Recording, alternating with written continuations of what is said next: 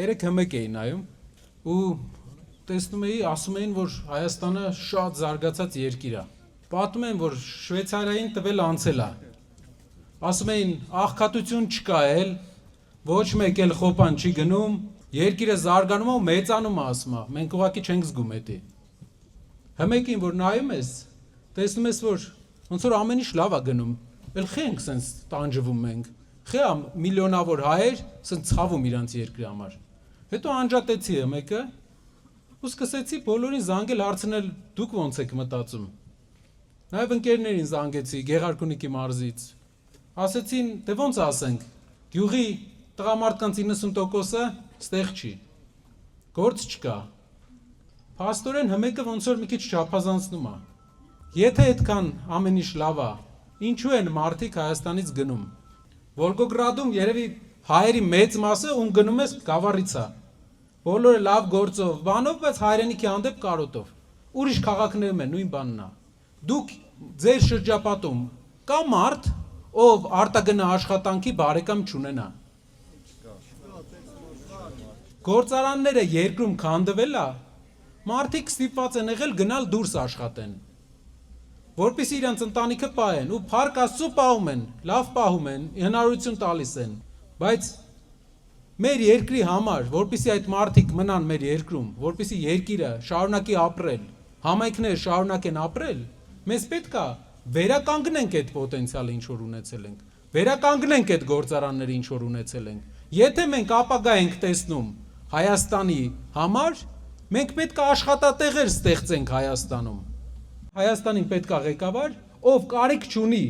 ֆինանսական ոչ մի բանի։ Պետք է ղեկավար, ով մենակ հայրենասիրությունից դրդված, իր հայրենիքի փառքից դրդված պետք է աշխատի։ Ով ունի բարեկամ դրսում, այդ մարդկանց որ հարցնում եք, իրանք կարոտում են իրանց հայրենիքը։ Հայրենասեր են,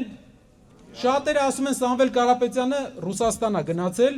այնտեղ է հարստացել, ուրիշ երկրներ է հարստացել։ Իսկ ձեր բարեկամության մեջ կա որ Ռուսաստան չի գնացել։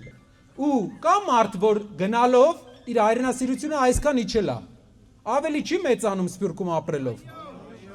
Ավելի չես կարոտում հայրենիքը։ Ղադրդ երկրի դրսում ես մենակ իմանում։ Դա է շատ կարևոր բան։ Հիմա մեր երկիրը առաջնորդության խնդիր ունի։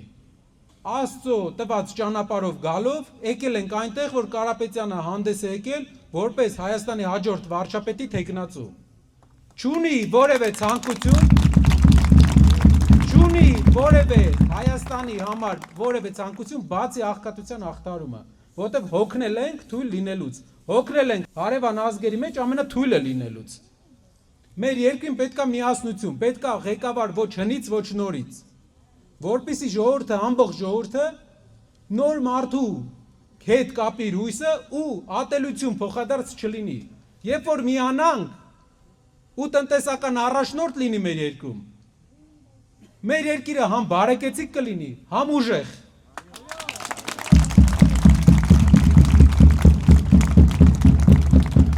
Նաև շատերը գիտեն, որ հարցեր են բարձրացնում, չունենալով Սամվել Կարապետյանի մասին խոսալու մի հատ թերություն, ասում են ԿՊ-ն հայտարարություն էր անում 8 ամիս ման գալով, բան չգտնելով մեր վրա, Սամվել Կարապետյանի անցած ամբողջ ուղու վրա մի հատ թերություն չգտնելով, ասում է, որ Կարապետյանը կարող է իր ձայնը տա, օրինակ Ռոբերտ Քոչյանին։ Լսել եք։ Ժողովուրդ ջան, դա ապացույցն է, որ բան չեն կարողանում Կարապետյանի վրա գտնել։ Հիմա ես ձեր մոտ հայտարարում եմ, մեր ուժը ձայնը տալու է Սամվել Կարապետյանին որպես Հայաստանի վարչապետ։ Ով ձեզ ասի, որ կասկածի, ասեք Նարեկը գրազ է գալիս։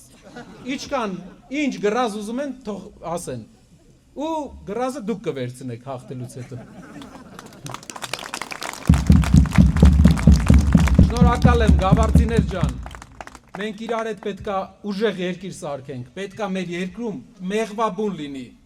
աշխատանքը եռա, լուրջ զբաղվենք մեր երկրով, չգնանք մետրոյի մեջ երեխաների հետ կռիվանենք, կանանց հետ կռիվանենք, գանք գործի հետ կռիվանենք, պետք է եռա մեր երկիրը, ու թարգենք էլ թույլ լինելուց։ Մեզ թող չհամոզեն։ Անենք։ Ապրեք։ Շնորհակալ եմ շատ, որ ժամանակ եք տվել ու եկել եք։